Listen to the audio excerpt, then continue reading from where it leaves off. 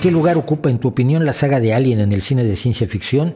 La saga, no sé, la película, la primera, un puesto muy alto. Está entre las 50 más importantes películas de ciencia ficción, sin duda alguna. Me parece que el guión es espectacular, me parece que la actuación de Sigourney Weaver es espectacular. Y sí, sí, pero la saga en general luego pasa con las sagas lo que pasa con las sagas.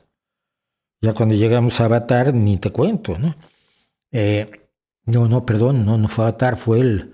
Ay, ¿cómo se llamó? Qué horror que se supone que es una precuela de Alien. No me acuerdo cómo se llama, pero esa espantosa, la del biólogo que se quita la escafandra para que lo pueda chupar una planta alienígena después de estar con la escafandra todo el tiempo porque te va a matar el planeta y se la quita porque es imbécil. Es un personaje imbécil, es una de las peores películas que he visto en mi vida y se supone que es la precuela de Alien.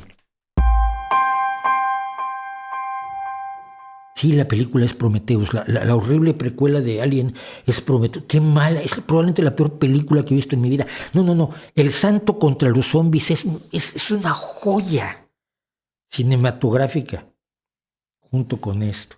Y eso que en una del Santo que vi con un director italiano, por cierto, aquí en España, que el Santo se salta para subirse a una barda y se cae.